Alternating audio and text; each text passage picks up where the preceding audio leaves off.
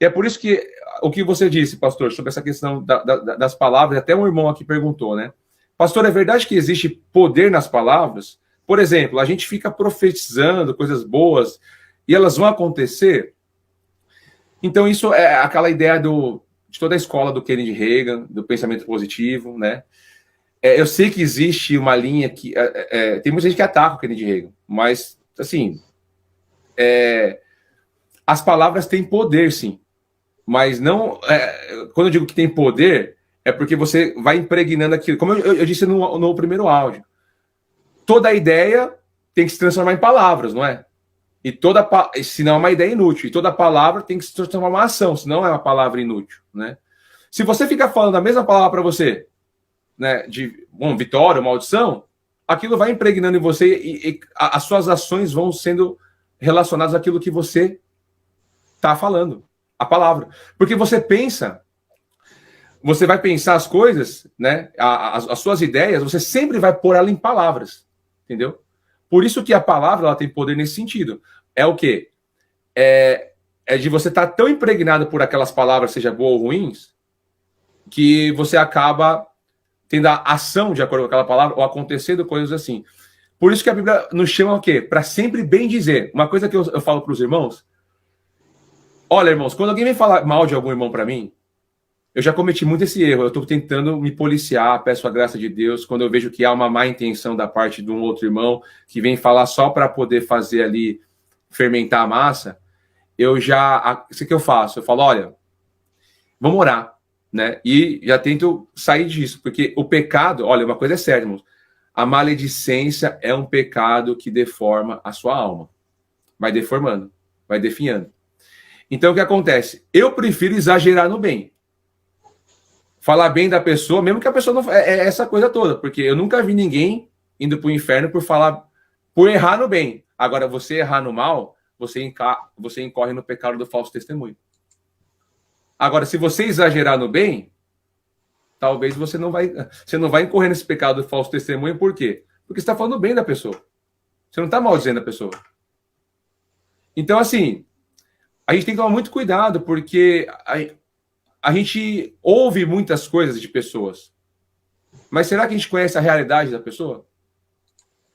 Igual, teve uma irmã que falou assim para mim. Ela até comentou, acho que foi a irmã Noeli. Ela até postou aqui. Nossa, eu tenho várias... É difícil, né? Deus é muito paciente comigo. Os irmãos têm os meus vídeos aí de 2018, né? Tava bem fofo, né? Tava bem gordo, né? E desde a minha... Assim, na adolescência, criancinha, já era bem gordo, assim. Você sabe como que virou a chave no meu coração? E eu falei, pera, eu tô escutando uma palavra sobre glutonaria, irmãos. Deus pegou e virou a chave. Aí eu fiquei pensando, Senhor, é paciente comigo, hein? Porque mais de 30 anos que eu tô assim. Aí eu fico imaginando, 30 anos assim. Aí depois com 34 anos, foi em 2020 que eu comecei ali pedir a graça de Deus, né? Tô falando que então, eu não orei para assim, Deus, eu quero emagrecer e o milagre aconteceu. Não.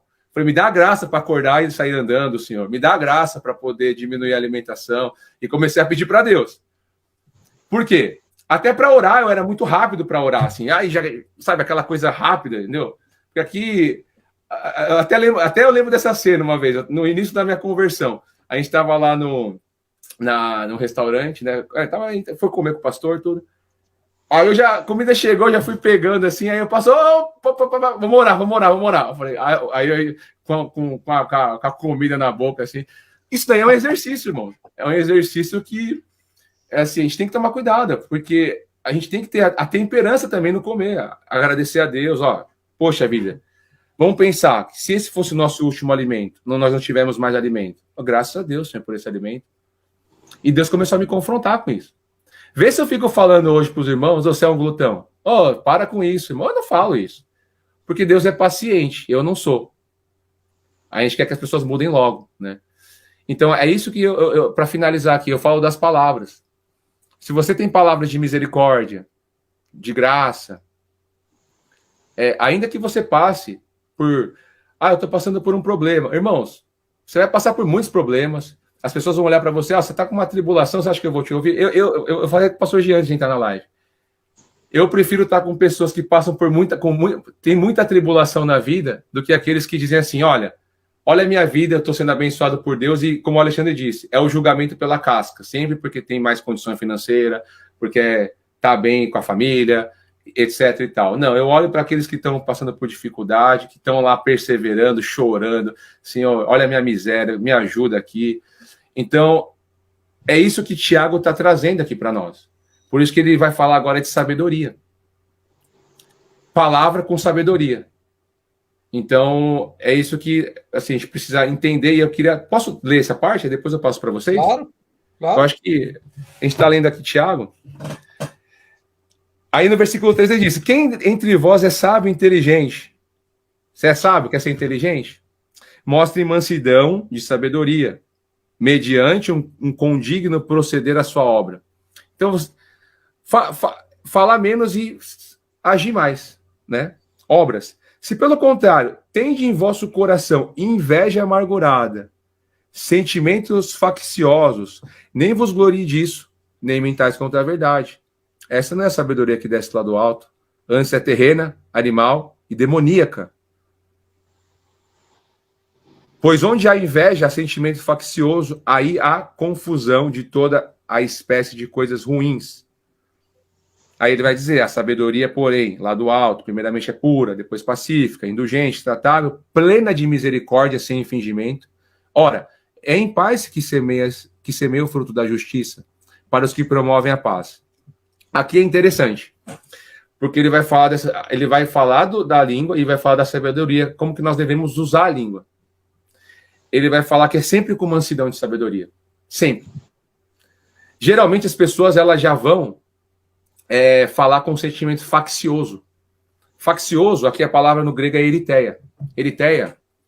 O que é a palavra eritheia? Eritheia vem da palavra raiz eris. Eris nos tempos dos gregos, era uma deusa que eles colocaram o nome de Eris, porque os gregos eles colocaram o nome dos deuses de acordo com as suas paixões. Por exemplo, você tem lá Afrodite, é a beleza, né? Vai falar da questão sexual. Então, eles davam nome aos deuses de acordo com as suas paixões. Eris é a deusa da discórdia. Então, ou seja, as pessoas hoje, elas não conseguem ouvir o contraditório. Elas já são agressivas. Não tem mansidão. E isso que nós precisamos pedir para Deus. Senhor, eu estou vendo que a pessoa está totalmente errada. Como é que eu vou corrigir com mansidão? Não no sentido de discordar para brigar, mas no sentido de corrigi-la para levar a verdade. Eu recomendo demais esse livro aqui, irmãos. Eu tenho vários livros aqui perto, porque é os que eu estou lendo. Ó, esse daqui, ó. Dialética erística. Como vencer um debate sem precisar ter razão. 38 estratagemas. O que é dialética? Erística? Dialética, ou seja, dialética é o confronto de ideias discordantes, discórdia. Eu vejo que muitas pessoas usam as técnicas aqui, ó. Quer vencer debate sem ter razão. E aí, irmãos que estão caindo nisso. Isso aqui está me ajudando a parar de debater, irmãos. Infrutíferamente. Porque nós temos que fugir dessas coisas. Isso está tudo ligado com a língua, irmãos. Se você não tiver esse digno proceder, você nunca vai ter as palavras temperadas. Porque, realmente, eu falo isso daí por ter essa experiência. Eu já fui uma pessoa muito chata de debater. Sou ainda, né? Não sou. Estou sendo aperfeiçoado, sou ainda. Então, eu acredito que a gente precisa tomar muito cuidado com como a gente vai falar e ter essa sabedoria para falar. Pode prosseguir um pouquinho, já falei bastante. Amém. Maravilha. Aqui tem uma pergunta do bloco anterior.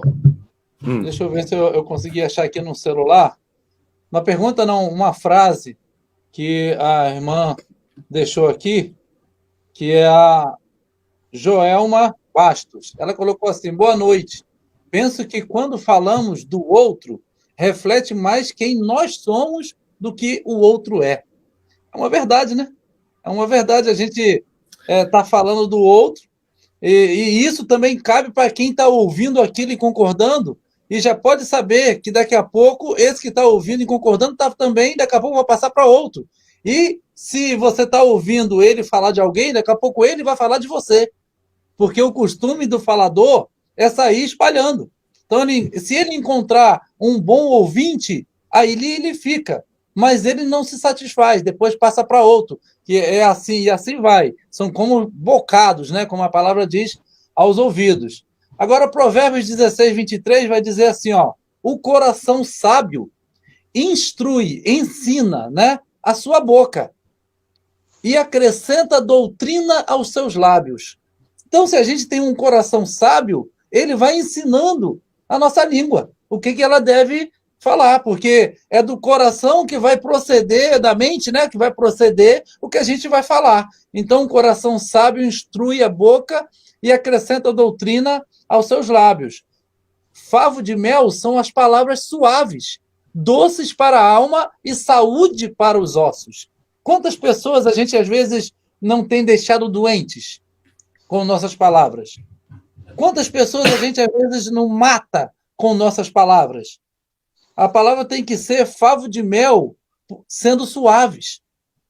A Bíblia diz para a gente falar com o idoso com carinho, sem muita rispidez. Falar como se estivesse falando a um pai, mas a um pai com carinho, né? Porque tem gente que fala com um pai meio diferente. Então está dizendo, favo de mel são as palavras suaves, doces para a alma e saúde para os ossos. Porque hoje se tem muita doença, chamado de doenças psicossomáticas, que são por palavras que ouviram, palavras que detonaram a pessoa. Então a gente tem que ter cuidado de não ser esse que professa essas palavras, que não tem a sabedoria vindo do coração. Né? Tem essa situação que a gente precisa ter esse cuidado.